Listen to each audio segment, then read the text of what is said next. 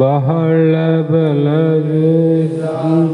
ಕೇಸರಿ ಬಹಳ ಗರ್ಜನೆ ಕೇಳು ತನಕ ಬಹಳ ಕೂತಲಿರ್ಪವಿ ಶಾಸ್ತ್ರವೆಂಬುವ ನರಿಗಳು ಬಹಳ ಶಕ್ತಿಯ ಸಿಂಹ ಗರ್ಜನೆ ಬಾಳ ಕೇಳಿದ ಬಳಿಕ ಕೂಗವು ಬಹಳ ಕೇಳಲು ಬೇಕು ವೇದಾಂತ್ಯಂಬ ಶಾಸ್ತ್ರವನ್ನು ಧ್ಯಾನ ಮೂಲೋ ಗುರುರ್ಮೂರ್ತಿ ಪೂಜ ಮೂಲೋ ಗುರುರ್ಪಾದಂ ಮಂತ್ರ ಮೂಲೋ ಗುರುರ್ವಾಕ್ಯಂ ಮುಕ್ತಿ ಮೂಲೋ ಗುರುಕೃಪಃ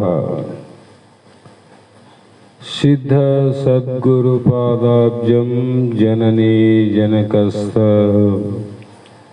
ತತ್ವೋಪದೇಶಕರ್ತಾರಂ ನತ್ವಾ ಭಕ್ತಿಪುರಶ್ವರಂ ಜಗದಾದಿ ಜಗದ್ಗುರು ಸಿದ್ಧಾರೂಢ ಮಹಾಸ್ವಾಮಿಗಳ ಶ್ರೀಪಾದ ಪದ್ಮಗಳಿಗೂ ಆರೂಢ ಜ್ಯೋತಿ ಶಿವಪುತ್ರ ಮಹಾಸ್ವಾಮಿಗಳ ಶ್ರೀಪಾದಗಳಿಗೂ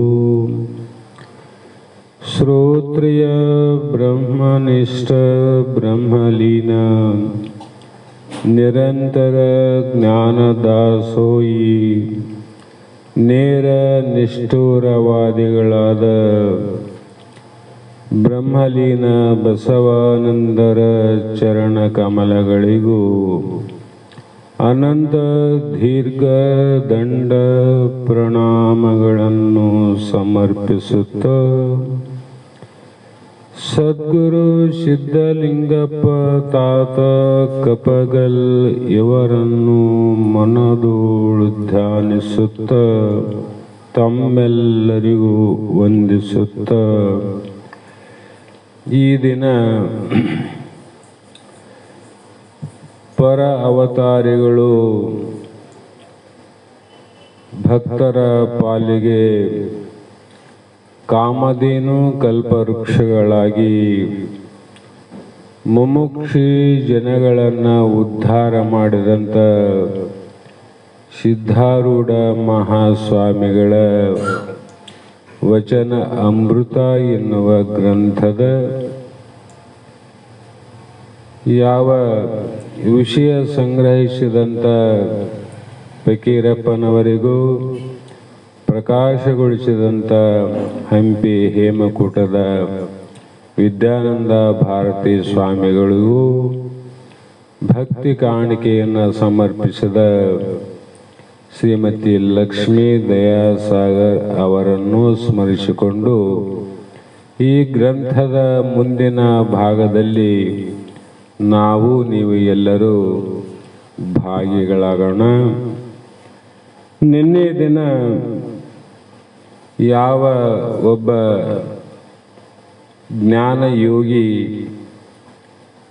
ಆತನು ಈ ಭವಸಾಗರದಿಂದ ಹೇಗೆ ಮುಕ್ತನಾಗುವನು ಅನ್ನುವ ವಿಷಯವನ್ನು ನಿನ್ನೆ ದಿನ ಸ್ಪಷ್ಟವಾಗಿ ಮತಿಗೆ ಮಳೆದಷ್ಟು ವಿಚಾರವನ್ನು ಮಾಡಲಾಗಿ ಅಂಥ ಕೃತಕೃತ್ಯನಾದ ಗುರುಗಳಿಗೆ ನಾವು ಶರಣಾಗತರು ಆಗಬೇಕು ಅನ್ನುವ ವಿಚಾರವನ್ನು ಕೇಳ್ತಾ ಬಂದಿವಿ.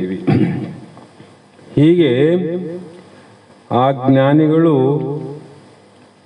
ಜ್ಞಾನ ಆಗೋದಕ್ಕಿಂತ ಮುಂಚಿತವಾಗಿ ಏನು ನಮಗೂ ನಿಮಗೂ ಇದ್ದಂಥ ದೇಹದ ಸಂಘ ಅದಲ್ಲ, ದೇಹದ ಸಂಘ. ನಾವು ಯಾರು ಸಂಘವನ್ನು ಮಾಡಿ ಕೆಟ್ಟಿವಿ ಹಾಳಾಗಿವಂದ್ರೆ ನೀತಿಯಲ್ಲಿ ಪ್ರಪಂಚ ದೃಷ್ಟಿಯಲ್ಲಿ ದುಷ್ಟರ ಸಂಘವನ್ನು ಮಾಡಿ ಒಳ್ಳೆಯವನು ಕೂಡ ದುಷ್ಟನಾದ ಅಂತ ಸರಳವಾಗಿ ಹೇಳುವಂಥ ವಾಕ್ಯ. ನಮ್ಮ ಮಗ ಬಹಳ ಚಲೋ ಇದ್ದ, ಕುಡುಕನ ಸಂಘವನ್ನು ಮಾಡಿ ಕುಡುಕನಾದ. ನಮ್ಮ ಮಗ ಬಹಳ ಒಳ್ಳೆಯವನಿದ್ದ, ಕಳ್ಳನ ಸಂಘವನ್ನು ಮಾಡಿ ಕಳ್ಳನಾದ. ಈ ಜಗತ್ತಿನ ಲೌಕಿಕ ವಿಷಯದಲ್ಲಿ ಒಳ್ಳೆಯವನು ಯಾರು ಕೆಟ್ಟವನು ಯಾರು ಅಂತ ನಮಗೂ ಗೊತ್ತದ, ನಿಮಗೂ ಗೊತ್ತದ. ಇದನ್ನ ತಿಳಿಲಿಕ್ಕೆ ಏನು ಶಾಸ್ತ್ರಗಳು ಬೇಕಾಗಿಲ್ಲ, ಗುರುಗಳು ಬೇಕಾಗಿಲ್ಲ. ನಮ್ಮನ್ನ ಹಡೆದಂತ ಹೆತ್ತಂತ ತಂದೆ ತಾಯಿಗಳೇ ಉಪದೇಶ ಮಾಡ್ತಾರ. ನೋಡು ಮಗ, ಒಳ್ಳೆಯವರ ಸಂಘವನ್ನು ಮಾಡಪ್ಪ, ಒಳ್ಳೆಯವನಾಗಪ್ಪ ಅಂತ ಹೇಳ್ತಾರೆ. ಪಾರಮಾರ್ಥ ದೃಷ್ಟಿಯಲ್ಲಿ ವಿಚಾರವನ್ನು ಮಾಡಿದಾಗ ದುಷ್ಟ ಯಾರು ಅಂದ್ರೆ ನಾವು ಶರೀರವೇ ದುಷ್ಟ ಅಂತ. ಈ ಶರೀರದಲ್ಲಿ ಯಾರ್ರಿ, ಅವ್ರ ಮನೆಗೆ ಯಾರ್ರಿ ಅಂತ ಕೇಳಿದ್ರೆ ಅವ್ರ ಮನೆಗೆಲ್ಲರೂ ದುಷ್ಟರಿ ಅಂತ ಹೇಳ್ತೀವಿ. ಯಾಕೆ ಒಳ್ಳೆಯವರಿಲ್ಲೇನು? ಯಾರು ಇಲ್ಲ, ಎಲ್ಲರೂ ಅವರೇ ಆರಪ್ಪ ಅಂತೀವಿ. ದೇಹ ಸಂಘವನ್ನ ಮಾಡಿದಾಗ ಈ ದೇಹದಲ್ಲಿ ಯಾರು ಅಂದ್ರೆ ಎಲ್ಲ ದುಷ್ಟರೇ. ಕಳ್ಳನ ಮನೆಯಲ್ಲಿ ಕಳ್ಳರೇ ಇರ್ತಾರ, ಬೇರೆ ಇರ್ತಾರೆ. ಅದೊಂದು ಸಂಘ. ಈ ದೇಹ ಏನದ, ಇದು ಅಷ್ಟು ಕೆಟ್ಟದ್ದಾವಂತಿದು. ದೇಹ ಬಹಳ ಕೆಟ್ಟದ್ದಾದ. ಯಾರಿಗೆ ಕೆಟ್ಟದ್ದು ಅಂದ್ರೆ ಅಜ್ಞಾನಿಗಳ ಪಾಲಿಗೆ ಇದು ಕೆಟ್ಟದ್ದೇ. ಜ್ಞಾನಿಗಳ ಪಾಲಿಗೆ ಈ ದೇಹ ಅನ್ನುವಂಥದ್ದು ಭಗವಂತ ನಮಗೂ ನಿಮಗೂ ಕೊಟ್ಟಂತ ದಿವ್ಯವಾದ ಮಾಣಿಕ್ಯ ಅಂತ. ಮಾಣಿಕ್ಯ. ಆದರೆ ನಾವು ಜೀವಾತ್ಮ ಈ ದೇಹದಲ್ಲಿ ಅವನು ಒಳ್ಳೆಯವನಲ್ಲ. ಜೀವ ಯಾರಿಗೆ ಕೆಟ್ಟವನಾಗ್ಯಾನ? ಜೀವ ಎಲ್ಲರಿಗೂ ಬೇಕಾದವನಿಗೆ. ಎಲ್ಲರೂ ಒಳ್ಳೆಯವರೇ. ಆದರೂ ಕೂಡ ಇಂಥ ಒಳ್ಳೆ ಜೀವ ಅವನು ಅಷ್ಟು ಬುದ್ಧಿವಂತ, ವಿಚಾರವಂತ, ಜ್ಞಾನವಂತ ಇಷ್ಟೆಲ್ಲ ಇದ್ರೂ ಕೂಡ ಯಾಕೆ ಕೆಟ್ಟು ಹೋದ ಅಂದ್ರೆ ದೇಹದ ಸಂಘವನ್ನು ಮಾಡಿ. ಮಹಾತ್ಮರ ದೃಷ್ಟಿಯಲ್ಲಿದು. ಅದಕ್ಕಾಗಿ ಶರೀರದಲ್ಲಿ ನಾವು ಯಾವಾಗಲೂ ಶಾಸ್ತ್ರವನ್ನ ಕೇಳ್ತಾ ಹೋದಂತೆಲ್ಲ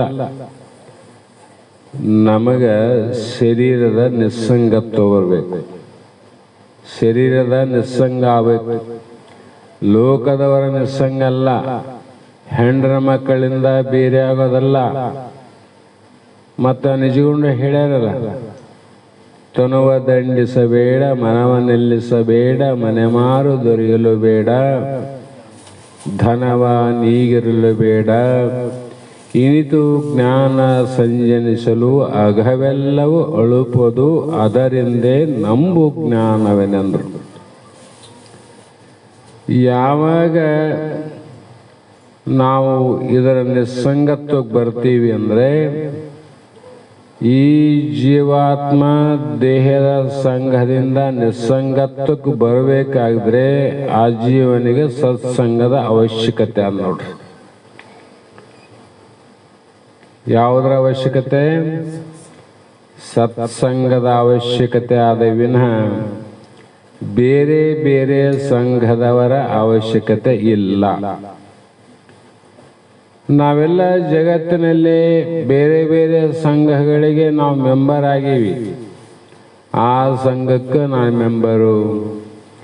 ಈ ಸಂಘಕ್ಕೆ ಸ್ತ್ರೀಯರು ಕೆಲವು ಸಂಘ, ಪುರುಷರದು ಕೆಲವು ಸಂಘ, ರೈತರದು ಕೆಲವು ಸಂಘ. ಜಗತ್ತಿನಲ್ಲಿ ಹಲವು ಸಂಘಗಳವ. ಹಲವು ಸಂಘದಲ್ಲಿ ನೀನು ಮೆಂಬರ್ ಆಗಿರಬಹುದು. ಆದರೆ ಸತ್ಸಂಗದಲ್ಲಿ ಮೆಂಬರ್ ಆಗೋವರೆಗೂ ನಿನಗ ಈ ದೇಹ ಭಾವ ದೇಹ ಮೇಲೆ ಇರುವಂಥ ಪ್ರೀತಿ ಹೋಗಬೇಕಾದ್ರೆ ಆ ಸಂಘಗಳಿಂದ ಬೆಳೆಯುತ್ತದೆ ವಿನಃ ಅದು ಕಡಿಮೆ ಆಗೋದಿಲ್ಲ. ಕಡಿಮೆ ಆಗ್ತದೇನ್ರಿ? ಈ ರೀತಿ ಸುಖಾಚಾರ್ಯವರು ಬಾಲ್ಯಾವಸ್ಥೆಯಲ್ಲಿ ಇದ್ದು ದತ್ತಾತ್ರೇಯ ಉನ್ನತ ಅವಸ್ಥೆಯಲ್ಲಿ ಇದ್ದರು. ಉನ್ಮತ್ತಾಂತರ ಅಂದ್ರೆ ಪರಿವೇ ಇರಂಗಿಲ್ಲ ಅಲ್ಲಿ. ಅಂಥ ಸಮಯದಲ್ಲಿ ನಾಯಿ ನಿಂಗಪ್ಪನವರು ಪಿಶಾಚಿ ಅವಸ್ಥೆಯಲ್ಲಿದ್ದರು. ಅವರ ಕಾಲದಲ್ಲಿ ನಾಯಿ ನಿಂಗಪ್ಪ ಅಂತ ಪಿಶಾಚಿ ಅಂತ ಗೊತ್ತಾಗ್ತಲ್ಲ, ದೆವ್ವ, ಆ ಅವಸ್ಥೆಯಲ್ಲಿದ್ದರು. ಅಂಥ ಸಮಯದಲ್ಲಿ ಮಡಿವಾಳಪ್ಪನವರು ಸದಾ ಯೋಗದಲ್ಲೇ ಇರೋರು. ಮಡಿವಾಳಪ್ಪನವರು ಈ ಪ್ರಕಾರ ಯೋಗಿಗಳು ಇರುವ ಅವಸ್ಥೆ ಬೇರೆ, ಸಾಮಾನ್ಯರು ಇರುವ ಅವಸ್ಥೆ ಬೇರೆ. ಯೋಗಿಗಳು ಸದಾ ಜ್ಞಾನದ ಅವಸ್ಥೆಯಲ್ಲಿ, ಅಂದ್ರೆ ಜ್ಞಾನ ಅಂದ್ರೆ ಬ್ರಹ್ಮಾವಸ್ಥೆ ಅನ್ಬೇಕು. ಪಿಶಾಚಿ ಅವಸ್ಥೆ ಅಂದ್ರೆ ದೇಹ ಅವಸ್ಥೆ ಅಂತಿರಬೇಕು. ನಾವೆಲ್ಲ ಯಾವ ಅವಸ್ಥೆಯಲ್ಲಿ ಇವಿ? ನಮಗೆ ಯೌವನ ಅವಸ್ಥೆ ಅಂತೀವಿ, ಕೆಲವು ಮಂದಿ ಮುಪ್ಪಾವಸ್ಥೆ, ಕೆಲವು ಮಂದಿ ಬಾಲ್ಯಾವಸ್ಥೆ, ಇವಂತೂ ಸಹಜವಾಗಿ. ಆದರೂ ಕೂಡ ಎಲ್ಲರೂ ಇರುವಂತ ಅವಸ್ಥೆ ಯಾವುದು ಅಂದ್ರೆ ದೇಹದ ಅವಸ್ಥೆ. ಮಗುವಿಗೆ ಎರಡೇಟು ಹೊಡಿರಿ, ಅವನು ಸಿಟಿ ಹೇಳ್ತಾನ, ಅಳ್ತಾನ. ಅವನು ಮಗು ಅಳ್ತಾನ, ಯಾಕ ದೇಹ ನಾನಂತ ತಿಳಿದಾನ. ದೇಹಕ್ಕೆ ಒಂದೇಟು ಬಡಿದಾಗ ನನಗೇ ಬಡಿದ್ರು ಅಂತಾನ. ಮತ್ತೆ ಅವನಿಗೆ ಎರಡು ಮಾತುಗಳನ್ನ ಹೇಳಿದಾಗ ನನಗೇ ಬೈದರು ಅಂತಾನ. ಈ ಬೇಯುವಂತ ಬಡಿಯುವಂತ ಒಂದು ಅವಸ್ಥೆ ಏನದಲ್ಲ, ಸಣ್ಣ ಸಣ್ಣ ವಿಷಯಕ್ಕಾಗಿ ಎಷ್ಟೋ ಮಕ್ಕಳು ಬಾವಿಯಲ್ಲಿ ಬಿದ್ದು ಸತ್ತಾರ, ಹೊಳೆಯಲ್ಲಿ ಬಿದ್ದು ಸತ್ತವ, ಇಲ್ಲ ಮನೆಯಲ್ಲೇ ಬೈತಾರ ಅಂತ ಸಿಕ್ಕ ಬಸ್ಸು ರೈಲನ್ನು ಹತ್ತಿ ದೇಶಾಂತರ ಹೋದಂತ ಎಷ್ಟೋ ದೃಷ್ಟಾಂತಗಳಾವ. ಅಂದ್ರೆ ದೇಹ ನಾನು ಅಂತ ತಿಳ್ಕೊಂಡಲ್ಲಿ ನಾವು ಇರ್ಲಿ, ಅವನು ಬಾಲ್ಯ ಅವಸ್ಥೆ. ಇವನು ಯೌವನ ಅವಸ್ಥೆ ಅದಲ್ಲ, ಇವನಿಗೆ ದೇಹ ಬೆಳೆದದ,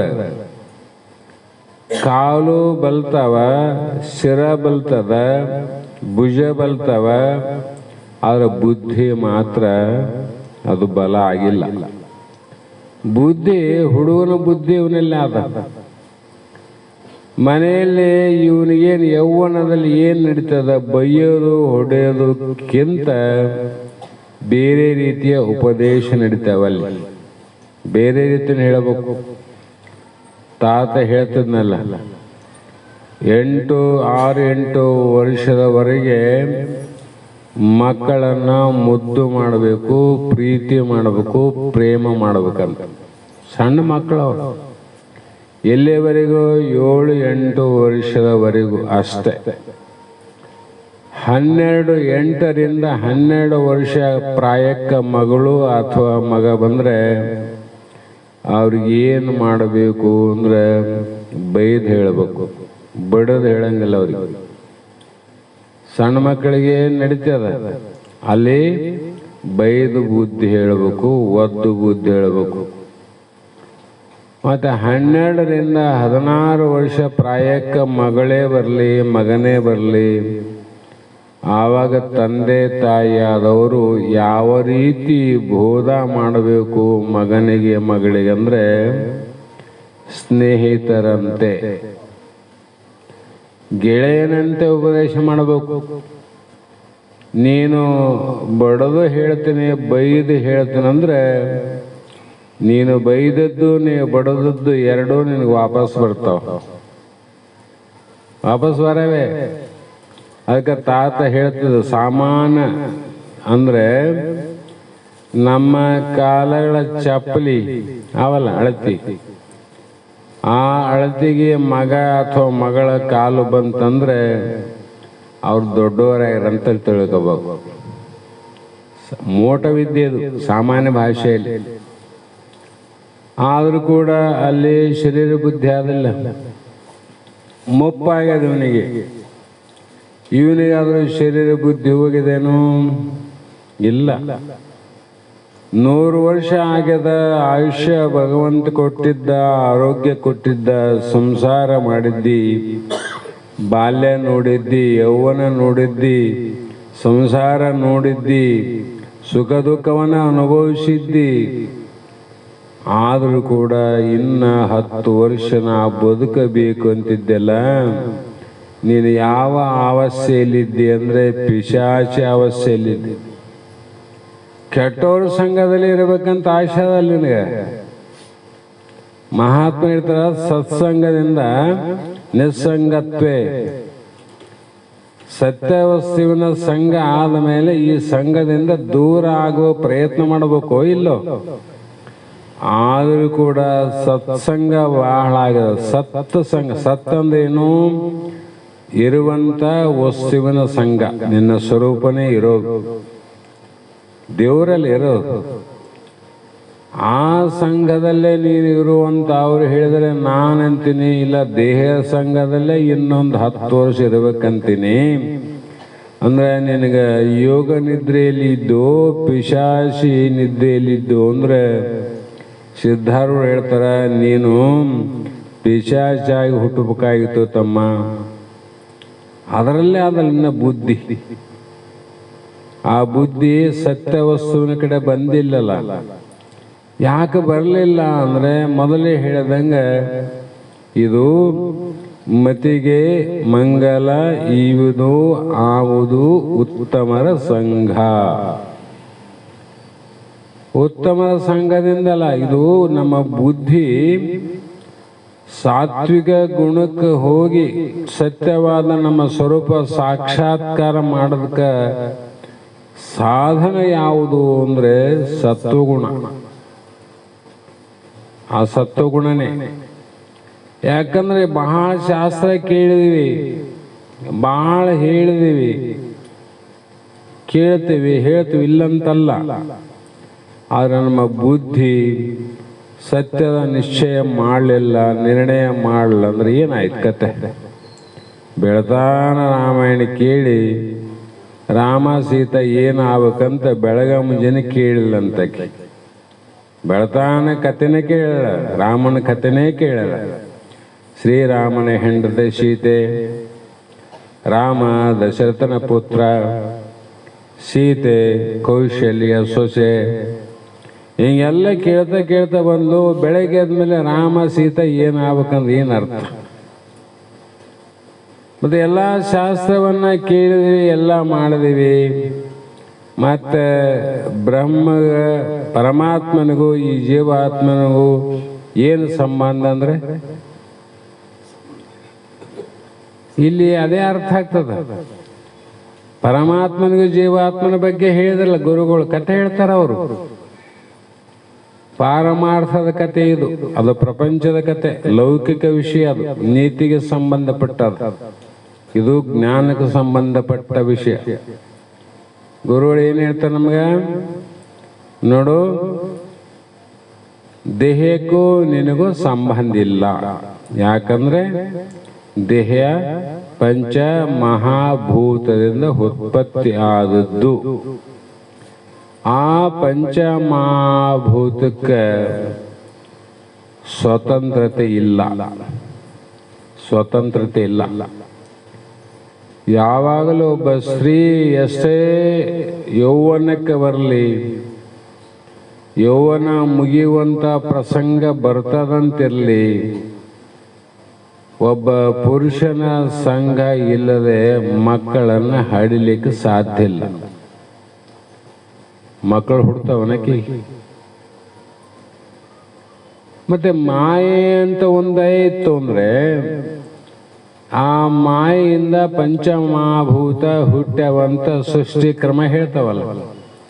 ಮಾಯೆಯಿಂದ ಮಹತತ್ವ, ಮಹತತ್ವದಿಂದ ತ್ರಿಗುಣಾಂಕಾರ, ತ್ರಿಗುಣಾಹಂಕಾರದಿಂದ ಪಂಚಮಹಾಭೂತ, ಪಂಚಭೂತಗಳ ಪಂಚೀಕೃತದಿಂದ ಈ ಪ್ರಪಂಚ.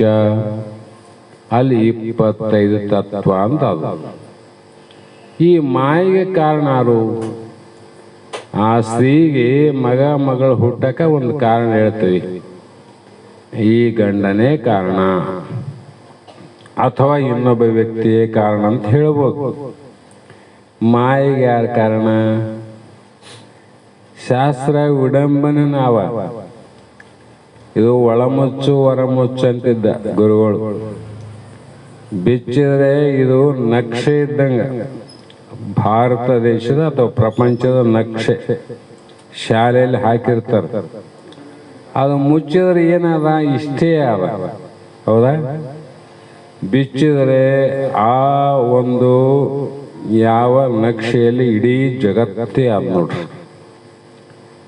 ಬಿಚ್ಚಿದ್ರೆ ಜಗತ್ತೇ Bharat, Pakistan, Netherlands, China, America ಎಲ್ಲ ದೇಶಗಳಾವಲ್ಲ ಅದ್ರಾಗ. ಅದು ನೋಡಿದ್ರೆ ಇಷ್ಟೇ ಅದ. ಬಿಚ್ಚಿದರೆ ಬ್ರಹ್ಮಾಂಡವೇ ಅದ್ರಾಗ ಅದ. ಅದೇ ರೀತಿಯಾಗಿ ಈ ನಮ್ಮ ನಕ್ಷೆಯನ್ನ ಮುಚ್ಚಿದ್ರೆ ಇಷ್ಟೇ ಅದ. ನಮ್ಮ ಮುಚ್ಚಿದ್ರೆ ಇಷ್ಟೇ. ಅದು ಬಿಚ್ಚಿ ನೋಡಿದರೆ ಅದು ಯಾವ ಬ್ರಹ್ಮಾಂಡದ ಸ್ವರೂಪವೇ ಪಿಂಡಾಂಡದಾಗ, ಪಿಂಡಾಂಡವೇ ಬ್ರಹ್ಮಾಂಡ ಅದ. ಅದು ನಾವು ಮುಚ್ಚಿ ನೋಡಕತ್ತೀವಿ, ಏನಿದು ಸಣ್ಣದು ಶರೀರ. ಶರೀರ ದೃಷ್ಟಿಯಿಂದ ನೋಡ್ತೀವಲ್ಲ ನಾವು. ಜೀವಾತ್ಮನ ದೃಷ್ಟಿಯಿಂದ ನೋಡಿದ್ರೆ ಜೀವಾತ್ಮ ಪರಮಾತ್ಮ ಸ್ವರೂಪನ. ಪರಮಾತ್ಮ ಎಷ್ಟು ದೊಡ್ಡವನ? ಜಗದಗಲ, ಮುಗಿಲಗಲ, ಮಿಗೆಗಲ, ನಿಮ್ಮಗಲ, ಪಾತಾಳದಿಂದ ಅತ್ತತ್ತ ನಿಮ್ಮ ಶ್ರೀ ಚರಣಗಳು, ಆಕಾಶದಿಂದ ಅತ್ತತ್ತ ನಿಮ್ಮ ಶ್ರೀ ಮುಕುಟ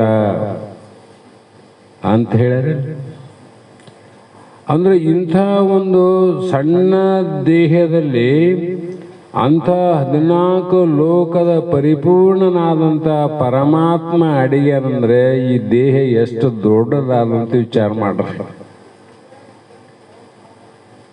ಬಿಚ್ಚಿ ನೋಡಿದಾಗ ಗೊತ್ತಾಗ್ತದೆ. ಆದ್ರೆ ಇದನ್ನ, ಆ ನಕ್ಷೆಯನ್ನು ಯಾರು ಬೇಕೋ ಅವ್ರು ಬಿಚ್ಚಬಹುದು.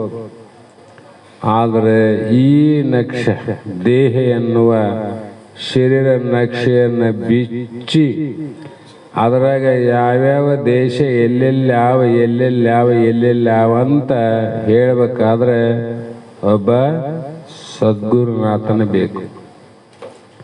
ಅವನಿಗೆ ಗೊತ್ತದ ಈ ಜಗತ್ತಿನ ಅಗಲವಾಗಿರುವಂಥ ಪರಿಪೂರ್ಣ ಸತ್ತು ಚಿತ್ತು ನಿತ್ಯ ಆನಂದ ಪರಿಪೂರ್ಣನಾದ ಪರಮಾತ್ಮ ಅನಿಲ್ಲ. ಆ ಪರಮಾತ್ಮನೇ ಜೀವಾತ್ಮನಾಗಿ ಈ ದೇಹದಲ್ಲಿ ಆನಂದ್ರೆ ಅದಕ್ಕೆ ಮಹಾತ್ಮರಂದ್ರು ಅಘಟಿತ ಈ ಮಾಯ ಅಂದ್ರು. ಘಟನಾಘಟಿತ ನಿನ್ನ ಘಟನೆಗಳೇನವ ಅವು ಅಘಟಿತ ಅಂದ್ರೆ ಅದು ಇಷ್ಟೇ ಅಂತ ವರ್ಣನೆ ಮಾಡಕ್ ಸಾಧ್ಯ ಇಲ್ಲ. ಹಾಗಾಗಿ ಒಬ್ಬ ಕಾರಣ ಬೇಕಲ್ಲ. ಮಾಯೆಗೆ ಯಾರು ಕಾರಣ? ಮಾಯೆಗೆ ಸ್ತ್ರೀಗೆ ಒಬ್ಬ ಪುರುಷ ಕಾರಣವಿದ್ದಂತೆ ಮಾಯೆಗೆ ಆತ್ಮನೇ ಕಾರಣ. ಅದಕ್ಕೆ ಪರಮಾರ್ಥ ಗೀತೆಯಲ್ಲಿ ಆಧಾರ ಆ ಬ್ರಹ್ಮ, ಅದೇ ಈ ಮಾಯನ. ಮಾಯೆ ಯಾರ ಆಧೀನದಲ್ಲಿ ಆಳ ಅಂದ್ರೆ ಬ್ರಹ್ಮನ ಆಧೀನದಿಂದ. ಅದಕ್ಕೆ ಅವರು ಬರೆದರು, ಈಕೆ ಪುರುಷನ ಸಂಘವನ್ನ ಮಾಡಿ ಹಡಲು 2-3 ಮಕ್ಕಳನ್ನ. ಆದ್ರ ಮಾಯೆ ಆತ್ಮನ ಸಂಘದಿಂದಲೇ ಮಾಯೆ ಎಂಬ ಸ್ತ್ರೀ ಗರ್ಭವಂತಳಾಗಿ ಹಡೆದಳ 25 ತತ್ವಗಳೆಂಬ ಮಕ್ಕಳನ್ನು ಅಂತ ಬರೆದ್ರು. ಎಷ್ಟು ಮಕ್ಕಳಾರಿಲ್ಲಿ? ಯಾರಿಗೆ ಸಂಬಂಧ ಇವರು? ಹಡದಕ್ಕೆ ಮಾಯ ಅಲ್ಲ, ಕಾರಣ ಆತ್ಮ. ಹಾಗಾಗಿ ಇಂಥ ಒಂದು ವಿಚಾರವನ್ನ ಆ 25 ತತ್ವಗಳಿಂದ ಈ ದೇಹ ಏನಾಗ್ಯದಲ್ಲ, ಇದು ಮಾಯಾ ಸಂಬಂಧವಿನ, ಅದು ಆತ್ಮ ಸಂಬಂಧ ಅಲ್ಲ. ಬರೇ ಸಂಘ, ಬರೇ ಸಂಘ. ಇಲ್ಲಿ ಕೂಟ ಅದ, ಅಲ್ಲಿ ಸಂಘ ಅದ. ಸ್ತ್ರೀ ಪುರುಷರ ನೋಡೋದ್ರಿಂದ ಸ್ತ್ರೀ ಗರ್ಭಿಣಿ ಆಗೋದಿಲ್ಲ, ಮಾತಾಡೋದ್ರಿಂದ ಗರ್ಭಿಣಿ ಆಗೋದಿಲ್ಲ, ಮುಟ್ಟೋದ್ರಿಂದ ಗರ್ಭಿಣಿ ಆಗೋದಿಲ್ಲ, ಬೇರೆ ಯಾವುದರಿಂದ ಗರ್ಭ ಆಗೋದಿಲ್ಲ. ಅವರ ದೈವಾನುಕೂಲತೆಯ ಸ್ತ್ರೀ ಪುರುಷರ ಏಕತ್ವದಿಂದ ಮಕ್ಕಳಾಗ್ತಾವ. ಆದರೆ ಮಾಯಿಗೆ ಹೆಂಗ ಗರ್ಭ ನಿಂತದ, ಸುಮ್ಮನೆ ಆತ್ಮನ ನೆರಳು ಬಿದ್ದ ಗರ್ಭಿಣಿ ಅದು ನೋಡಿಕೆ. ಬರೇ ಸಂಘ. ಅದಕ್ಕೆ ಇದು ಸಾಮಾನ್ಯ ಕೆಲಸ ಅಲ್ಲ. ಮಾಯಾ ಶಕ್ತಿ ಹಿಂಗ ಸೃಷ್ಟಿ ಮಾಡೋಂಥದ್ದು ಆದ್ ನೋಡಂದ್ರು ಅವರು. ಹಾಗಾಗಿ ಇಲ್ಲಿ ಯೋಗಿಗಳಿಗೆ ಯಾವಾಗಲೂ ನಾವು ವಂದಿಸಬೇಕೇ ವಿನಃ ಯಾವ ಪ್ರಸಂಗ ಬಂದರೂ ನಿಂದಿಸುವಂತ ಕಾರ್ಯವನ್ನು ಮಾಡಬಾರದು. ಯೋಗಿಗಳನ್ನ, ಜ್ಞಾನಿಗಳನ್ನ ನಿಂದೆ ಮಾಡಬಾರದು. ಬೇಕಿತ್ತು ನೀನು ವಂದಿಸು, ಬೇಕಿಲ್ಲ ಅಂದ್ರೆ ಸುಮ್ಮನೆ ಇರು, ಆದ್ರೆ ಮನಸ್ಸಿಗೆ ಬಂದಂಗ ನಿಂದೆ ಮಾಡಕ್ ಹೋಗ್ಬೇಡಂದ್ರು. ಯಾಕ? ನೀನು ಏನು ಮಾಡಿಲ್ಲ, ನೀನು ಜನ್ಮದಲ್ಲಿ ಪಾಪವೇ ಮಾಡಿಲ್ಲ, ನಿಂದೆ ಒಂದು ಮಾಡಿದ್ರೆ ಸಾಕು, ನೀ ಮಾಡಲಾರದ ಪಾಪೆಲ್ಲ ನಿನ್ನಲ್ಲಿ ಬಂದು ಸೇರ್ತಾವಂದ್ರೆ ಮಾಡಿದ ಪಾಪ ಕರ್ಮ ಪಾಪ ಅಂದ್ರ ಬರೀ ಯೋಗಿಯನ್ನ ನಿಂದೆ ಮಾಡಿದ್ರೆ ಬರ್ತದಂತ. ಬರೀ ಸುಮ್ಮನೆ ನಿಂದೆ ಮಾಡೋದು. ಜಗತ್ತಿನಾಗ ಯಾರಲ್ಲ ನಿಂದೆ ಮಾಡೋರು? ಯಾರನ್ನ ಬಿಟ್ಟರೆ ಜಗತ್ತು? ಯಾರನ್ನು ಬಿಡೋದಿಲ್ಲ. ಆದರೂ ಕೂಡ ಅವ್ರ ಜ್ಞಾನಿಗಳ ಅರ್ಥ ಹೇಗೆ ಮಾಡ್ತಾರೆ ಅಂದ್ರೆ, ಅವರು ನಿಂದೆ ಮಾಡುವಂತ ಜನರ ಸಂಘದಲ್ಲಿ ನೀನಿರೋ ಅಂದ್ರವ್ರು. ಕಾರಣ ನಿನ್ನನ್ನ ನೋಡಿ ನೋಡಿ ನಿನ್ನನ್ನ ನಿಂದೆ ಮಾಡಿ ಮಾಡಿ ಮಾಡಿ ಆದಷ್ಟು ಬೇಗ ನಿನ್ನ ಪಾಪವನ್ನು ಅವ್ರು ತಗೊಂತಾರಂದ್ಮೇಲೆ ಅವ್ರು ನಿಂದೆ ಮಾಡೋರು ಇಲ್ಲಿ ಯಾರಪ್ಪ, ಇವ್ರ ಸಂಘದಲ್ಲಿ ಹೆಂಗ ಬದುಕಬೇಕಂತ ಬ್ಯಾರೆ ಕಡೆ ಹೋಗಿ ಮನೆ ಮಾಡ್ಬೇಡಂದ್ರು ಅವ್ರು. ಅಲ್ಲೇ ಇರು, ಲಾಭ ಅದ ನಿನಗೆ. ನಿಂದೆ ಮಾಡ್ತಾರಿಲ್ಲ ಒಳ್ಳೆಯವ್ರಿಗೆ, ಲಾಭ ಅದಲ್ಲ. ಪಾಪ ಕಳ್ಕಕ್ಕ ನೀ ಯಾವ ಪುಣ್ಯಕ್ಷೇತ್ರಕ್ಕೆ ಹೋಗೋದು ಬೇಕಾಗಿಲ್ಲ, ಇನ್ನೊಂದು ಮಾಡೋದು ಬೇಕಾಗಿಲ್ಲ. ಸಹಜವಾಗಿ ಅವ್ರ ಮುಂದೆ ಇದ್ರೆ ಸಾಕು, ನಿನ್ನ ಪಾಪ ತಗೋಂತಾರಂದ್ರೆ ಅವ್ರನ್ನ ನೀನು ಸ್ಮರಣೆ ಮಾಡಂತಾರ. ಅವರು ಜಗತ್ತಾದ ಎರಡು ಪ್ರಕಾರ. ಒಂದು ತೋಟ ಆದಂದ್ರೆ ತೋಟದಲ್ಲಿ 100 ಮಾವಿನ ಗಿಡ ಅವ, 90 ಗಿಡಗಳು ಏನಾವಂದ್ರೆ ಫಲರಹಿತವಾದ ಗಿಡಗಳು, ಫಲ ಇಡೋದಿಲ್ಲ. ಅದರಲ್ಲಿ ಒಂದು 7-8 ಮಾವಿನ ಗಿಡಕ್ಕೆ ಫಲ ಇಡದ, ಕಾಯಿ ಆಗ್ಯಾವ, ಹಣ್ಣಾಗ್ಯಾವ. ದಾರಿ ಹಿಡಿದು ಹೋಗೋರು ಯಾವ ಗಿಡಕ್ಕಲ್ಲಿ ಹೋಗ್ತಾರೆ? ಏನು ಕಾಯಿ ಹಣ್ಣು ಇಲ್ಲ ಆ ಗಿಡಕ್ಕಲ್ಲಿ ಹೋಗ್ತಾರೆ ಅವರು. ಎಲ್ಲಿ ಹಣ್ಣಾವ ಅಲ್ಲೇ ಕಲ್ಲು ಹೋಗ್ಯದು. ಅದರಂತೆ ಅಜ್ಞಾನಿಗಳ ದೃಷ್ಟಿಯಲ್ಲಿ ಏನಿರ್ತದಂದ್ರೆ, ಎಲ್ಲಿ ಒಳ್ಳೆತನ ಅದ ಅಲ್ಲೇ ನಿಂದೆ ಮಾಡುವಂತ ಕಲ್ಲು ಹಾಕ್ತಾರೆ. ಅವ್ರು ತಪ್ಪಲ್ಲ, ಹಂಗೆ ಕಾಣಿಸ್ತವ, ರಂಜನೆ ಕಾಣಿಸ್ತವ. ಅವ್ರಲ್ಲಿ ತಾಳ್ಮೆ ಇರಂಗಿಲ್ಲ, ಸಹನೆ ಇರಂಗಿಲ್ಲ. ಹಾಗಾಗಿ ಹಣ್ಣಿಗೆ ಕಲ್ಲು ಹೋಗದಂಗೆ ಮಹಾತ್ಮರಿಗೆ ಅವರು 2 ಮಾತುಗಳನ್ನು ಹೋಗಿತಾರೆ. ಆದರೆ ಹಣ್ಣು ಕಲ್ಲು ಪೆಟ್ಟಾಯ್ತಂತ ಮತ್ತೆ ವಾಪಸ್ಸು ಕಾಯಿ ತಗೊಂಡು ತಲೆಗೆ ಎಂದು ಹೊಡೆದಿಲ್ಲ, ಮತ್ತೆ ಕಲ್ಲು ಹೋಗೋದನ್ನದು. ಒಂದೆರಡು ಚಲೋ ಹಣ್ಣನ್ನ ಕೊಟ್ಟಿದ್ದೆ ವಿನಃ ಎದುರು ಕಲ್ಲನ್ನು ಒಗಿಲಿಲ್ಲ. ಅರಂಗ ಜ್ಞಾನಿಗಳು ಯಾರೆಷ್ಟೇ ನಿಂದೆ ಮಾಡಿದ್ರು ಕೂಡ ಅವ್ರಿಗೆ ಶಾಪವನ್ನು ಕೊಡುವಂಥ ಕಾರ್ಯ ಮಹಾತ್ಮರು ಎಂದೂ ಮಾಡಲಿಲ್ಲ. ಒಳ್ಳೆಯ 4 ಮಾತು ಬುದ್ಧಿವಾದವನ್ನು ಹೇಳಿ ಒಳ್ಳೆಯದನ್ನು ಮಾಡ್ರಿ ಅಂತ ಹೇಳಿ ಕಳಿಸಿದ್ರು ವಿನಃ ಮತ್ತೆ ಮರಳಿ ಅವರಿಗೆ ಹೊಡೆಯುವ ಬಡಿಯುವ ಕಾರ್ಯವನ್ನು ಮಾಡಲಿಲ್ಲ. ಸಿದ್ಧಾರೂಢಪ್ಪವರು ಚರಿತ್ರೆಯಲ್ಲಿ ಕೇಳಿ ನೀವು ಕಥಾಮೃತದಲ್ಲಿ, ಆಗಿನ ಕಾಲದ ಜಂಗಮ ಎಲ್ಲರೂ ಸೇರಿ ಯಾವ ಮಹಾಮಂತ್ರವನ್ನು ಬಹಿರಂಗವಾಗಿ ಎಲ್ಲರಿಗೂ ಉಪದೇಶ ಮಾಡ್ತಾನೆ.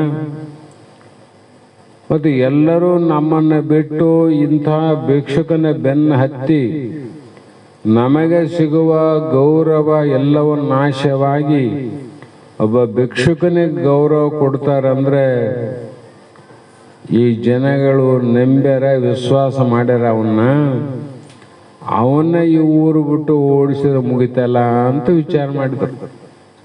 ಅವ್ರಿಗೆ ಬರೋ ಹಂಗೆ.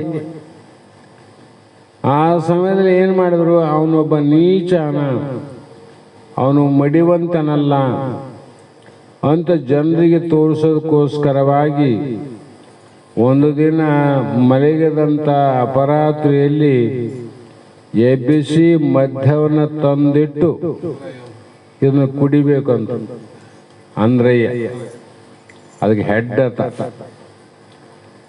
ಕುಡಿಸೋ ಪ್ರಯತ್ನ ಮಾಡಿದಿಲ್ಲ.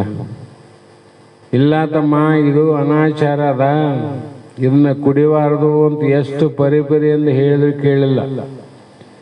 ಕೊನೆಗೆ ಅಷ್ಟೆಲ್ಲ ಮಾಡಿ ಮತ್ತೆ ಮನಸ್ಸೋ ಇಚ್ಛವಾಗಿ ಬಡಿದ್ರು, ಬಡಿಗೆ ತಾನು ಬಡಿದ್ರು, ರಾತ್ರಿ ಎಲ್ಲ ಬಡಿದ್ರು. ಎಷ್ಟೇ ಬಡಿದ್ರು ಕೂಡ ಅವರು ಯಾಕೆ ಬಡಿತೀರಿ ನನ್ನ ಅಂತ ಕೇಳಿಲ್ಲ. ಅವರು ಯಾಕೆ ಬಡಿತೀರಿ ನನ್ನ? ಬಡದು ಬಡದು ಇನ್ನೇನು ಸೂರ್ಯ ಉದಯ ಆಗುವಂತ ಕಾಲ ಬಂದಿತ್ತು.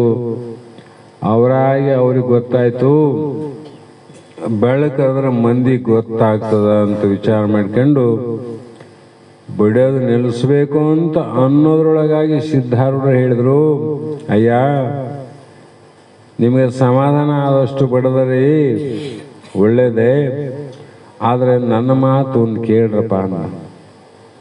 ಇಷ್ಟು ಬಡದ್ರು ಕೂಡ ನನ್ನ ಮಾತು ಕೇಳಂತ ಹೇಳ್ತಾನಂತ ಮತ್ತೆ ನಾಕೆಟ್ಟು ಹೊಡೆದ್ರು. ಅವರು ಪೂರ್ಣ ಮಾತನ್ನು ಕೇಳುವಷ್ಟು ಪರಿಜ್ಞಾನ ಇಲ್ಲ ನೋಡು, ಅಜ್ಞಾನಿಗಳು ಇರಂಗಿಲ್ಲ. ಅವ್ರು ನನ್ನ ಮಾತು ಕೇಳಂತಾನ ಎಷ್ಟು ಸೊಕ್ಕಿರ್ಬೋದು, ಮತ್ತೆ ನಾಕೆಟ್ಟು ಹಾಕಿದ್ರು. ಹಂಗಲ್ಲಪ್ಪ, ಹೆಂಗಂದ್ರು ನೋಡು, ಉದಯ ಆಗ್ತದ. ಈ ದಾರಿಯಲ್ಲಿ ಹುಬ್ಬಳ್ಳಿ ಶಹರದಲ್ಲಿ ಬಹಳ ಜನ ವಿಹಾರಕ್ಕಾಗಿ ಬರ್ತಾರೆ, ಆ ಕಡೆಯಿಂದ ಈ ಕಡೆ ಓಡಾಡ್ತಾರೆ. ಒಂದು ವೇಳೆ ನನಗೆ ಬಡಿಯೋದನ್ನು ಯಾರಾದರೂ ನೋಡಿದವರು ಎಲ್ಲರೂ ಸೇರಿ ನಿಮ್ಮನ್ನು ಬಡಿತಾರೆ. ಅದಕ್ಕೆ ನೀವು ಮೊದಲು ಅವರು ಬರೋದಕ್ಕಿಂತ ನೀವು ಓಡೋರು ಅಂತ ಹೇಳಿದ್ರು. ಎಷ್ಟು ಕರುಣಾಮಯಿಗಳನ್ನ! ಯಾಕಂದ್ರೆ ಅವರು ಸತ್ಸಂಗಿಗಳು. ಅವ್ರದ್ದು ಏನಾದ್ರೂ ಆಗಿತ್ತು ಅಂದ್ರೆ ದೇಹದ ಕರ್ಮ ಅಂತ ಅವರು ತಡ್ಕೊಂಡ್ರು ವಿನ ನಾನು ಅಂತ ಆಗಿದ್ರೆ ಬರೇ ಮಾತಿಗೆ ಮನೆ ಬಿಟ್ಟು ಹೋಗೋರು. ಎರಡೇಟು ಬಡವರ ಮನೆ ಬಿಟ್ಟು ಹೋಗಿ ಏನೇನೋ ಅನಾಹುತ ಮಾಡಿಕೊಂಡವರು, ರಕ್ತ ಬರುವಂಗ ಬಡವರು ಕೂಡ ಶಾಂತಿ ಉಪದೇಶವನ್ನು ಮಾಡಿದ್ರು. ಅಂದ್ರೆ ಇದಕ್ಕೆ ಕಾರಣ ಏನು? ಜ್ಞಾನ ಅಂತ. ಅದ್ರಾಗ ಎಲ್ಲರೂ ಮಾಡಬೇಕಂತಲ್ಲ, ಅದು ಪ್ರಾರಬ್ಧ ಅದ. ಇಲ್ಲಾಂದ್ರೆ ಬಂದು ಬಡದು ಮೆತ್ತಗೆ ಪರೀಕ್ಷೆ ಮಾಡೋ ಮಂದಿನ ಅದು ಈಗಿನ ಕಾಲದಾಗ. ಸಿದ್ಧಾರೂಢರು ಇನ್ನೇ ಹೇಳಿದ್ರಲ್ರಿ, ನಿಮ್ಗೆ ನಾಲ್ಕೇಟು ಹೊಡಿತೀವಿ ನೋಡಮ್ಮಂದ್ರೆ ಏನು ಮಾಡಬೇಕು? ಜ್ಞಾನಿಗಳ ಸುದ್ದಿ ಅದು ಯೋಗ ನಿದ್ರೆ. ಇದು ಪಿಶಾಚಿ ಯೋಗದಲ್ಲಿ ನಾವಿದ್ದೀವಿ. ಅದಕ್ಕಾಗಿ ಯಾವಾಗಲೂ ತಿದಿ ಊದಿದರೆ ಕಬ್ಬಿಣ ಕರಗುವುದು ಬಂದದ ಹಿಂದೆ. ತಿದಿ ಊದಿದ್ರೆ ಕಬ್ಬಿಣ ಬಹಳ ಕಠಿಣ ಇರ್ತದ. ಅದನ್ನ ಊದಿದ್ರೆ ಮುಂದ ಅದು ಬೆಂಕಿಯಲ್ಲಿ ಕರಗ್ತದ ನೋಡ್ರಿ, ಕಬ್ಬಿಣಂತಲೇ ಕರಗಿ ಹೋಗ್ತದ. ಅದಂತೆ ಮಹಾತ್ಮರು ಉಸಿರು ಹಾಕಿದ್ರೆ ಬರೇ ಕಬ್ಬಿಣಲ್ಲ ತಮ್ಮ, ಪರ್ವತ ಕರಗ್ತದ. ಅಷ್ಟು ಸಾಮರ್ಥ್ಯ ಇರ್ತದ ಜ್ಞಾನಿಗಳಲ್ಲಿ. ಮನಸ್ಸು ಮಾಡಿದ್ರೆ ನಿನ್ನ ಕರಗಿಸೋದು ಏನು ದೊಡ್ಡದಲ್ಲ ಅವರಿಗೆ. ಹಾಗಾಗಿ ಮಹಾತ್ಮರಾದ ಮುಕ್ತರಿಗೆ ಎಂದೆಂದೂ ನೀವು ನಿಂದೆಯನ್ನು ಮಾಡಬೇಡಿರಿ. ಎಂದೆಂದು ಮನಸ್ಸಿಗೆ ಬಂತು ನಮಸ್ಕಾರ ಮಾಡೋಣ, ಬರಲಿಲ್ಲ ದೂರ ಇರೋಣ. ಅವನಿಗೆ ಯಾಕೆ ಮಾಡಬೇಕು ಅಂತ ನಿಂದೆ ಮಾಡಕ್ಕೆ ಹೋಗ್ಬೇಡಂತಾರ ಅವರು. ಬೇಡಾದ್ರೆ ಬಿಡ್ರಿ. ನೀನು ನಮಸ್ಕಾರ ಮಾಡಿದ್ರೆ ಅತಿಗೇನಾಗದ, ನೀ ತಿರಸ್ಕಾರ ಮಾಡಿದ್ರೆ ಅತಿಗೇನಾಗದ, ಏನಾಗೋದು ನಿನಗಾಗ್ತದೇವೇನ, ಅವ್ರಿಗಂತೂ ಏನೂ ಇಲ್ಲ. ಹಾಗೆ ಅವರ ಮೇಲೆ ಹೋಗಬೇಡಿರಿ. ಮುಮುಕ್ಷು ಜನರಿಗೆ ಮಹಾತ್ಮರು ಕರೆಸುತ್ತಾರೆ, ಹಾಗೆ ಇಲ್ಲವೋ? ಆದರೆ ಅವರು ನಾವು ಉದ್ಧಾರ ಆಗಬೇಕು ಅಂತ ತಾವೇ ಬರುತ್ತಾರೆ. ಮಹಾತ್ಮರು ಎಲ್ಲೆಲ್ಲಿ ಅಂದ್ರೆ ಸುಮ್ಮನೆ ಸೂಕ್ಷ್ಮ ತಿಳ್ಕೊಳ್ಳಿ. ಶಾಸ್ತ್ರ ಕೇಳಿದವರು ಅವ್ರನ್ನ ಕರೆದು ಕರೆದು ಕರೆದು ಕರೆದು ನಿಮ್ಮನ್ನ ಉದ್ಧಾರ ಮಾಡ್ತೀವಿ, ಬರ್ರಿ ಬರ್ರಿ ಬರ್ರಿ ಅಂತ ಹೇಳಂಗಿಲ್ಲ. ಈಗ ಆ ಒಂದು ಮುಮುಕ್ಷುಗಳು ತಾವೇ ಉದ್ಧಾರ ಆಗ್ಬೇಕಂತ ಗುರುಗಳಲ್ಲಿ ಬರಬೇಕು. ಗುರುಗಳಿಗೆ ತಾವಾಗಿ ಬಂದಾಗ ಮಾತ್ರ ಅವನು ನಿಜವಾದ ಅಧಿಕಾರಿ ಆಗ್ತಾನೆ. ಅಧಿಕಾರಿ. ಅದಕ್ಕಾಗಿ ಎಂದೂ ಮಹಾತ್ಮರು ಜ್ಞಾನಿಗಳನ್ನ ನೀವು ಬರೀ ಅಂತ ಕರೆಯಂಗಿಲ್ಲ, ಬಂದವ್ರಿಗೆ ಮಾತ್ರ ನಿರಾಶೆ ಮಾಡಂಗಿಲ್ಲ. ನೋಡು, ನಿರಾಶೆ ಮಾಡಂಗಿಲ್ಲ. ಜ್ಞಾನದ ಎರಡು ಮಾತುಗಳನ್ನು ಹೇಳ್ತಾರ. ಅವರು ಎರಡು ಮಾತನ್ನು ಹೇಳೇ ಕಳಿಸ್ಬೇಕಂತ. ಮಠಕ್ಕೆ ಬಂದಾಗ ಪ್ರಶ್ನೆ ಬೇರೆ. ಎಲ್ಲಾನ ಯಾರ ಮನೆಗಾದ್ರೂ ಮಹಾತ್ಮರು ಹೋದ್ರಂದ್ರೆ ನಾಲ್ಕು ಮಾತನ್ನ ಯಾಕೆ ಹಾಡ್ತಾರಂದ್ರೆ, ಅವರು ಹೊಟ್ಟೆಗೆ ಬಾಣ ಕೊಟ್ಟಾರ, ಅವರಿಗೆ ನೆತ್ತಿಗೆ ಜ್ಞಾನ ಕೊಟ್ಟು ಬರಬೇಕು.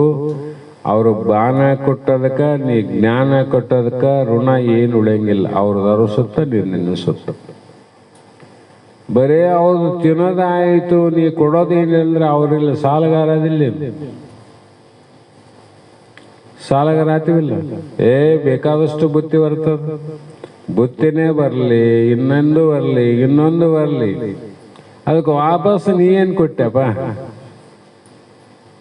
ಅದಕ್ಕೆ ಮಹಾತ್ಮರು ಎಂದೂ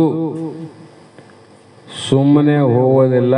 ಅವ್ರಿಗೇನಾದ್ರೂ ಒಂದು ಉಪದೇಶವನ್ನು ಮಾಡಿ ನಿಮಗೆ ಕಲ್ಯಾಣ ಆಗಲಿ, ನಿಮಗೆ ಒಳ್ಳೆಯದಾಗಲಿ ಅಂತ ಬಾಯಿ ತುಂಬ ಹರಿಸಿನ ಹೋಗ್ತಾರೆ ವಿನ ಎಂದೂ ಶಾಪ ಕೊಟ್ಟು ಹೋಗೋದಿಲ್ಲ.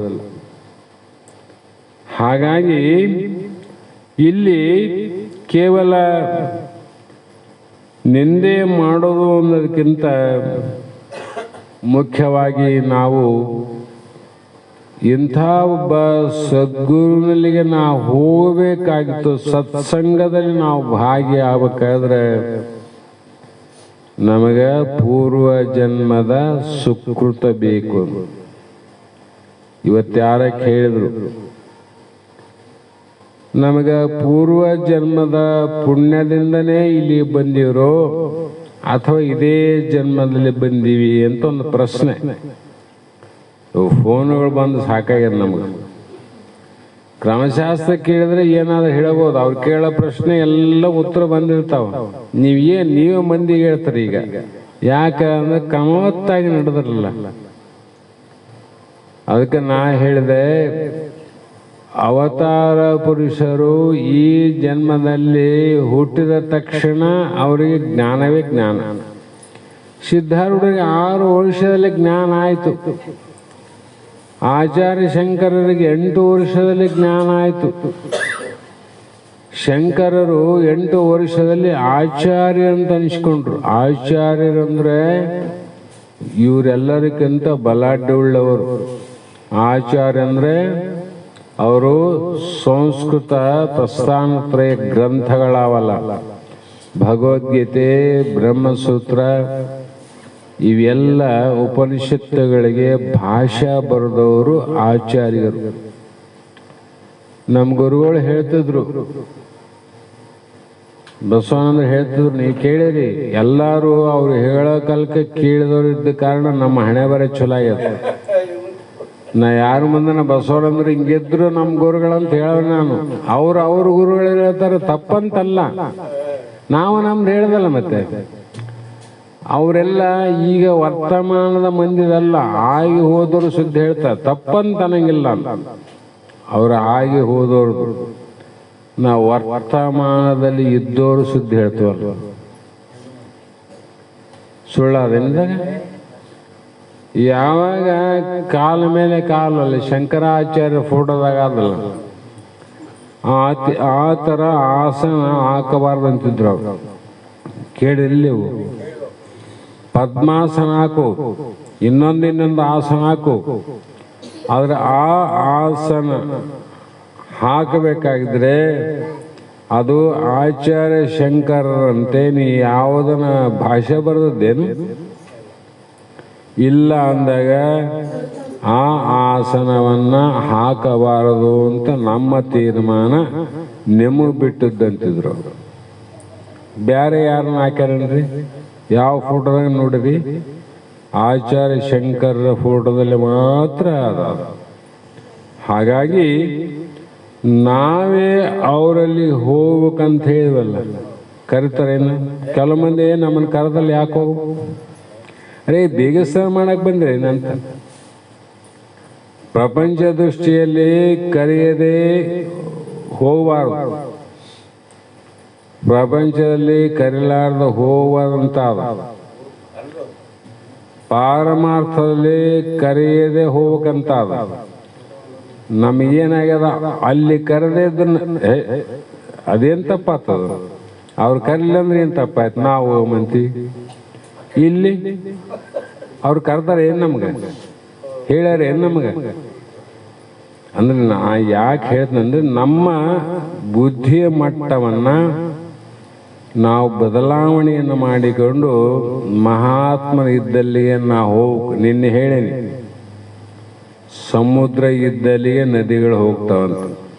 ಸಮುದ್ರ ನದಿಗಳನ್ನ ಕರೆಯೋದಿಲ್ಲ. ಹಾಗಾಗಿ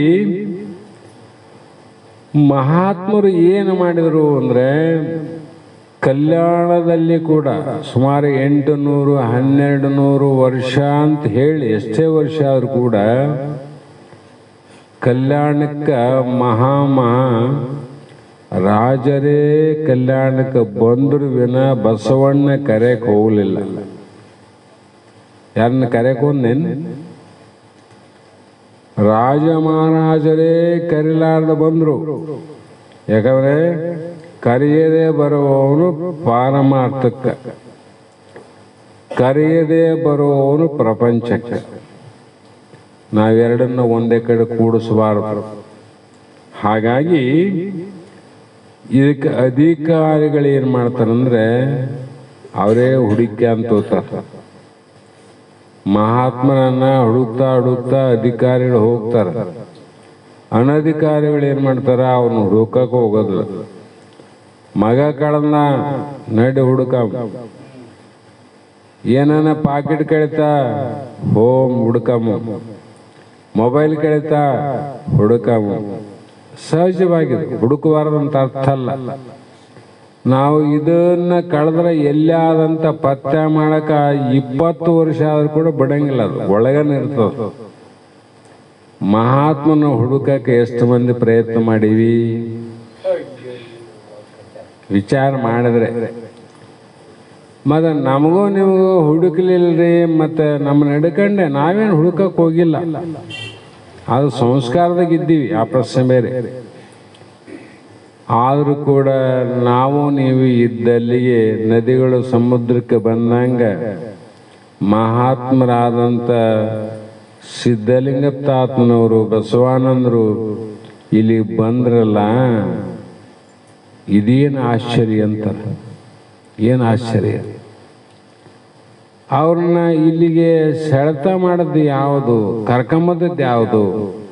ಯಾರೋ ಒಬ್ಬ ವ್ಯಕ್ತಿ ಅದು ಕಾರಣ ಇಲ್ಲಂತಲ್ಲ. ಅದಕ್ಕೆ ಹಿನ್ನೆಲೆ ಏನಂದರೆ ಪೂರ್ವ ಜನ್ಮದ ನಮ್ಮ ನಿಮ್ಮ ಸುಕೃತ. ಎಷ್ಟು ಮಂದಿ ಕೇಳ್ತೀವಿ, ಎಲ್ಲರದು ಸುಕೃತ, ನಮ್ದು ಒಂದು ಅಂತಲ್ಲ, ಹೇಳಿದ ತಪ್ಪಾಗ್ತದೆ. ಸುಕೃತ ಹೌದಿಲ್ಲ? ಅಂದರೆ ಏನು ವಿಚಾರ ಮಾಡಬೇಕು, ಸತ್ಸಂಗವನ್ನು ನಾವು ಹುಡುಕಬೇಕು ವಿನಃ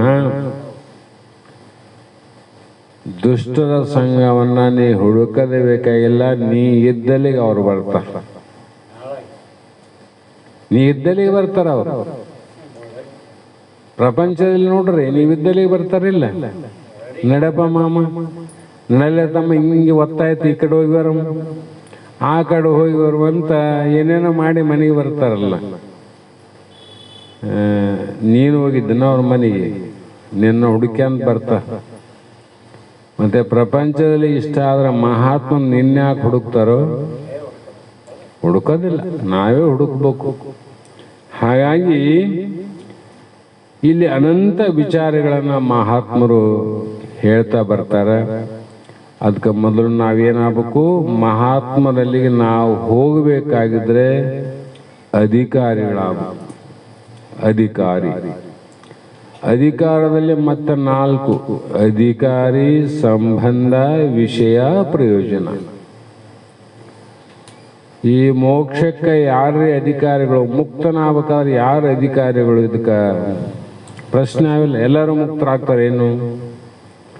ಹುಟ್ಟಿದ ಮನುಷ್ಯರೆಲ್ಲರೂ ನೆಟ್ಟನೆ ಗುರುಪಾದ ಸೇರಿದೊಡೆ ಹುಟ್ಟುವರು ಆರೋ ಈ ಜಗದಲ್ಲಿ ಅಂತ ಪ್ರಶ್ನೆ ಮಾಡ್ಯಾರ. ಸ್ವಾತಿಯ ಮಳೆಹನಿ ಎಲ್ಲವೂ ಮುತ್ತಾದರೆ ಸಮುದ್ರಕ್ಕೆ ಠಾವೆಲ್ಲಿಯದು ಅಂದ್ರು. ಸಮುದ್ರದೊಳಗೆ ನೀರು ಬಿಡ್ತದ, ಸ್ವಾತಿ ಮಳೆ ಹನಿ ಬಿದ್ದಾಗ ಎಲ್ಲವೂ ಮುತ್ತಾತವಿಲ್ಲ. ಸ್ವಾತಿ ಮುತ್ತ ಅಂತ ಎಲ್ಲವೂ ಮುತ್ತಾಗದಲ್ಲೋ ತಮ್ಮ, ಅದ್ರಾಗ ಎಲ್ಲೋ ಒಂದು ಬಲಿತ ಚಿಪ್ಪು ಮುತ್ತಾಗ್ತದ. ಉಳಿದುವೆಲ್ಲ ನೀರೇ ಆಗ್ತಾವ, ಹನಿ ಎಲ್ಲ ನೀರೇ ಆಗ್ತಾವ. ಎಲ್ಲ ಮುತ್ತಾಗಿದ್ರೆ ಸಮುದ್ರಕ್ಕೆ ನೀರೆಲ್ಲಿ ಹೋಗ್ತಿದ್ದು? ಎಲ್ಲಿದ್ದು ಬರ್ತದ್ದು? ಹಾಗಾಗಿ ಹುಟ್ಟಿದ ಮನುಷ್ಯರೆಲ್ಲರೂ ನೆಟ್ಟನೇ ಗುರುಪಾದ ಅಂದರು. ನಮ್ಮಂಗ ಎಲ್ಲರೂ ದೈವ ಬಲದಿಂದ, ಪುಣ್ಯ ಬಲದಿಂದ ನಾವು ನೀವು ಗುರುವಿನ ಪಾದ ಸರಳವಾಗಿ ಮುಟ್ಟಿವಿ. ಎಲ್ಲರೂ ನಿಮ್ಮಂಗ ಮುಟ್ಟಿದ್ರೆ ಹುಟ್ಟುವರು ಆರು ಈ ಜಗದಲ್ಲಿ ಎಲ್ಲರೂ ಮುಕ್ತರಾಗ್ತಿದ್ರು. ಹಾಗಾಗಿ ನಾವು ಅಧಿಕಾರಿ ಆಗಬೇಕು ಮೊದಲು. ಆ ಅಧಿಕಾರಿ, ವಿಷಯ, ಸಂಬಂಧ, ಪ್ರಯೋಜನ ಅನ್ನುವುದನ್ನು ನಾಳೆ ದಿನ ನಾವು ನೀವು ವಿಚಾರ ಮಾಡೋಣ ಅನ್ನುವಂಥ ಮಾತನ್ನು ಹೇಳಿ ಇವತ್ತಿನ ವಿಷಯಕ್ಕೆ ಮಂಗಲವನ್ನು ಹೇಳೋಣ. ಮತ್ತು ಇವತ್ತು ಅಮಾವಾಸ್ಯೆ ನಿಮಿತ್ತವಾಗಿ ಮೊದಲೆಲ್ಲ ನಾವು ಬಹಳ ಗೊತ್ತಿದೆ ನಿಮಗೆ, ಪ್ರತಿ ಅಮಾವಾಸ್ಯೆ ಪ್ರಸಾದ ವ್ಯವಸ್ಥೆಯನ್ನು ಎಲ್ಲರೂ ಮಾಡಿದವ್ರಿ, ಎಲ್ಲರೂ ಮಾಡಿದವ್ರೆ. ಆದರೆ ನಮಗೆ ಯಾಕೆ ಅದನ್ನು ಸ್ವಲ್ಪ ಹಿಂದಕ್ಕೆ ಹಾಕಿದೀವಿ ಅಂದರೆ ಖರ್ಚು ಭಾಳ ಆಗ್ತದೆ. ನಮ್ಮ ಗುರುಗಳು ಹೇಳ್ತಿದ್ರು, ನೋಡ್ತಮ್ಮ, ಖರ್ಚು ಕಡಿಮೆ ಇರಬೇಕು, ಆದಾಯ ಹೆಚ್ಚಾದರೆ ಜನರಿಗೆ ಸುಖ ಅನ್ನಿಸ್ತದೆ. ಕಡಿಮೆ ದುಡ್ಡಿನಲ್ಲಿ ಕಿಮ್ಮತ್ತಿನ ಬಟ್ಟೆ ಬಂದವಂದ್ರೆ ಖುಷಿ ಆಗ್ತದಿಲ್ಲ? ಈ ದುಃಖ ಆಗ್ತದ, ಖುಷಿ ಆಗ್ತದ.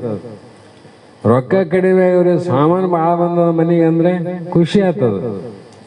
ದುಡ್ಡು ಭಾಳ ಖರ್ಚಾಯ್ತ್ರಿ, ಸಾಮಾನು ಕೈ ಚೀಲದಾಗ ಬಂದಿಲ್ಲ ಅಂದರೆ ದುಃಖ ಆಗ್ತದಿಲ್ಲ.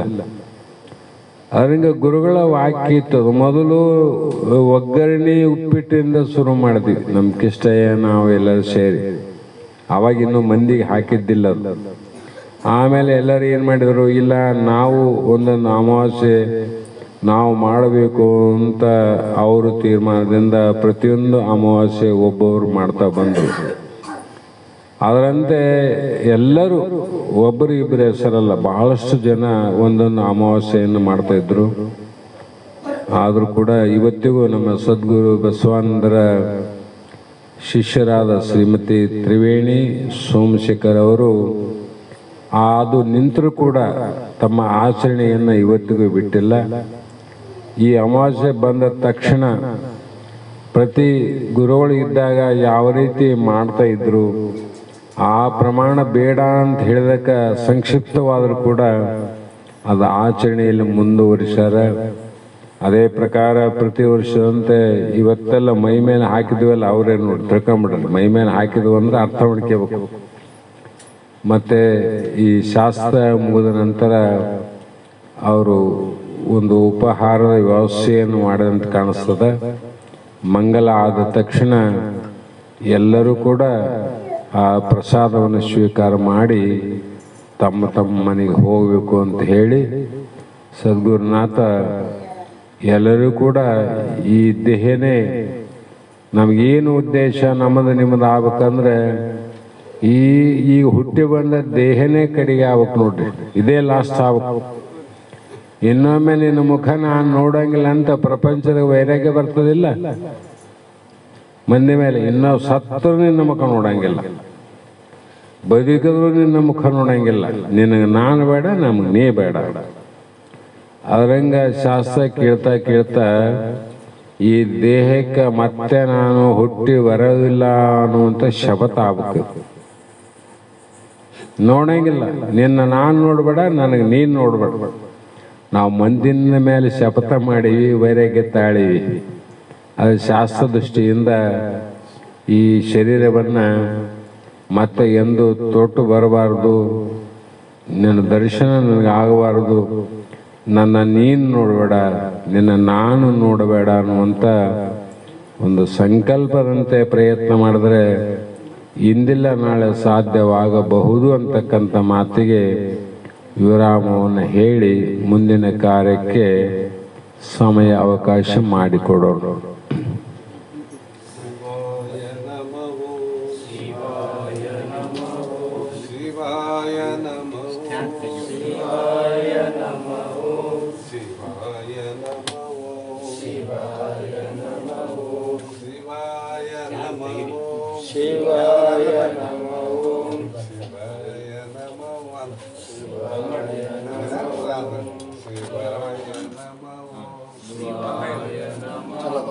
ಶಿವಾಯ ನಮೋ ಅನುವಾರದೆ ನಂದೇನೆ ಶಂಭವಿ ನಿನಗ ಅನುವಾರದೆ ನಂದೇ ಅನಚಿತವಾದ ಮಾತು ಅಸರಾಗ ಕೊಂದಂತ ಹೆಸರಾದಂಬ ನಿನಗ ಅನುವಾರದೆ ನಂದೇನೆ ಶಂಭಾ ನಿನಗ ಅನುವಾರದೆ ನಂದೇನೆ ಶಾಂಭವಿ ನಿನಗ ದುಷ್ಟರಿಗೆ ದುರ್ಗಿಯಾದೆ ಶ್ರೇಷ್ಠರಿಗೆ ನಿಜ ಪದವಿ ದುಷ್ಟರಿಗೆ ದುರ್ಗಿಯಾದೆ ಶ್ರೇಷ್ಠರಿಗೆ ನಿಜ ಪದವಿ ದುಷ್ಟರಿಗೆ ದುರ್ಗಿಯಾದೆ ಶ್ರೇಷ್ಠರಿಗೆ ನಿಜ ಪದವಿ ದುಷ್ಟರಿಗೆ ದುರ್ಗಿಯಾದೆ ಶ್ರೇಷ್ಠರಿಗೆ ನಿಜ ಪದವಿ ಅಷ್ಟ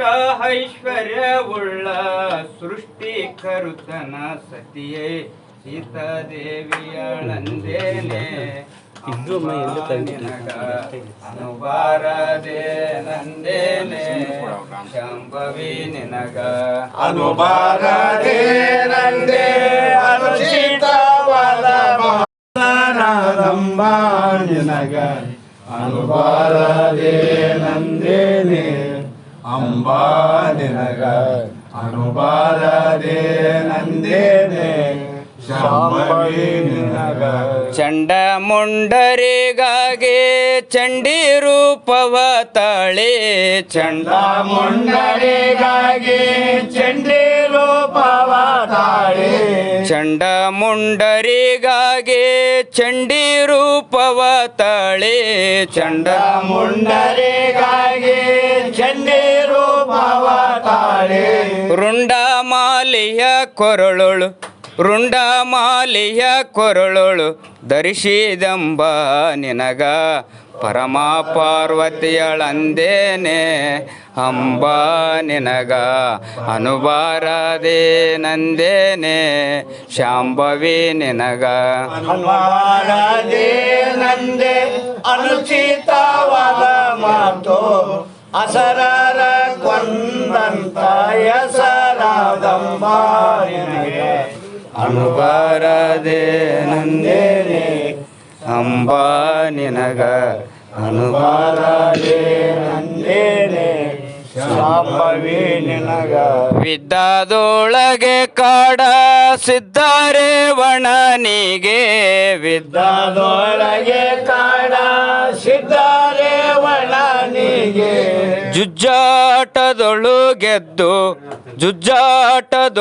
ಗೆದ್ದು ಕದ್ದು ವಿಷಯನ ಉಳಸಿ ಗೆದ್ದ ಮಾದೇವಿಯಳಂದೇನೆ ಅಂಬ ನಿನಗ ಅನುಬಾರದೆ ನಂದೇನೆ ಶಾಂಭವಿ ನಿನಗ ಅನುಬಾರದೆ ನಂದೆ ಅನುಚಿತವಾದ ಮಾತು ಅಸರರ ಕೊಂದಂತ ಹೆಸರಾದಂಬ ನಿನಗ ಅನುಬಾರದೆ ನಂದೇನೆ ಅಂಬ ನಿನಗ ಅನುಬಾರದೆ ನಂದೇನೆ ಶಾಂಭವಿ ನಿನಗ ಸುಂಬ ನೀ ಸುಂಬಾರ ಗಂಭೀರತನವ ಮುರಿದಿ ಸುಂಬ ನೀ ಸುಂಬಾರ ಗಂಭೀರತನವ ಮುರಿದು ಸುಂಬ ನೀ ಸುಂಬನ ಗಂಭೀರತನವ ಮುರಿದಿ ಸುಂಬ ನೀ ಸುಂಬಾರ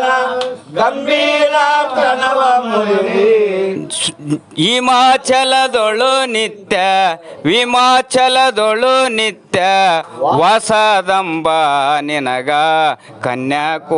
ಕನ್ಯಾಕುಮಾರಿಯಳಂದೇನೆ ಅಂಬ ನಿನಗ ಅನುಬಾರದೆ ನಂದೇನೆ ಶಾಂಭವಿ ನಿನಗ ಅನುಬಾರದೆ ನಂದೆ ಅನುಚಿತವಾದ ಮಾತು ಅಸರರ ಕೊಂದಂತ ಹೆಸರಾದಂಬ ನಿನಗ ಅನುಬಾರದೆ ನಂದೇನೆ ಅಂಬ ನಿನಗ ಅನುಬಾರದೆ ನಂದೇನೆ ಶಾಂಭವಿ ನಿನಗ ರಾಜ ಸಿದ್ಧಾರೂಢ ಸಮರ್ಥ ಬೆಳಗುವೆ ನಾರತಿಯ ಗುರುವರ ಬೆಳಗುವೆ ನಾರತಿಯ ಗುರು ರಾಜ ಸಿದ್ಧಾರೂಢ ಸಮರ್ಥ ಬೆಳಗುವೆ ನಾರತಿಯ ಗುರುವರ ಬೆಳಗುವೆ ನಾರತಿಯ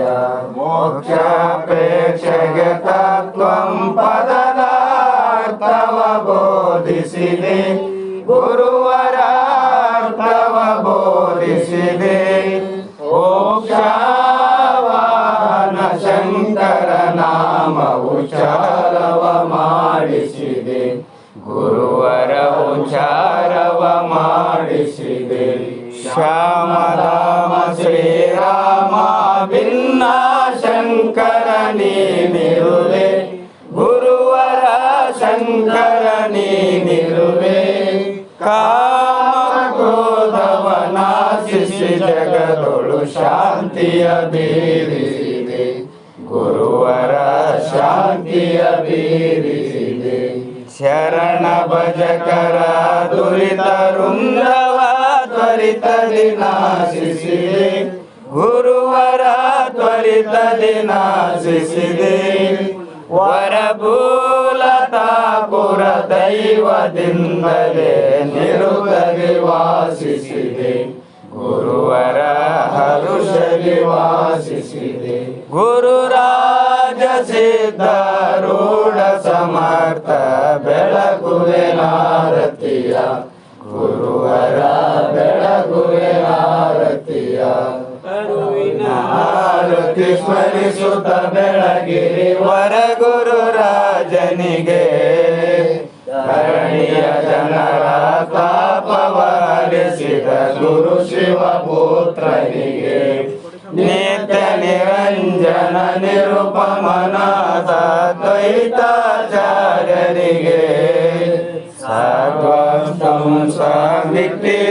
ತಿಳಿಸಿದ ಸತ್ಯಾನಂದನಿಗೆ ಗರಗದ ಶ್ರೀ ಗುರು ಮಡಿವಾಳೇಶನ ವರದಿಂ ಜನಿಸಿದಗೆ ಪರಮ ಸದ್ಗುರು ಶ್ರೀ ಸಿದ್ಧಾರೂಢರ ಕರುಣೆಯ ಕಂದನಿಗೆ ವರ ನಿಜ ಗುಣ ವಿರಚಿತ ಶಾಸ್ತ್ರದ ಗುರುತನ ತಿಳಿಪಿದಗೆ ಮೆರೆಯುವ ಹುಬ್ಬಳ್ಳಿ ಶಾಂತಾಶ್ರಮಗಳು ಅರುಷದಿ ವಾಸಿಪಗೆ ಅರವಿನ ಹಾರತಿ ಸ್ಮರಿಸುತ್ತ ಬೆಳಗಿರಿ ವರ ಗುರು ರಾಜನಿಗೆ ಧರಣಿಯ ಜನರ ತಾಪವನರಿಸಿದ ಗುರು ಶಿವ ಪುತ್ರನಿಗೆ ಓಂ ಚೈತನ್ಯಂ ಶಾಶ್ವತಂ ಶಾಂತಂ ಯೋಗಾತೀತಂ ನಿರಂಜನಂ ಬಾಧಾಬಿಂದುತಲಾತೀತಂ ತಸ್ಮೈ ಶ್ರೀ ಗುರುವೇ ನಮಃ ಶ್ರೀಮದ್ ಜಗದ್ಗುರು ಸಿದ್ಧಾರೂಢ महाराज की जय श्री सद्गुरु कृष्णपुत्र स्वामी महाराज की जय श्री सद्गुरु बसवानंद स्वामी महाराज की जय श्री सद्गुरु अभिनव जोड़ महाराज की जय सकल साधु संत महाराज की जय जय मंगलम जय नमः पार्वतीश्वर महादेव।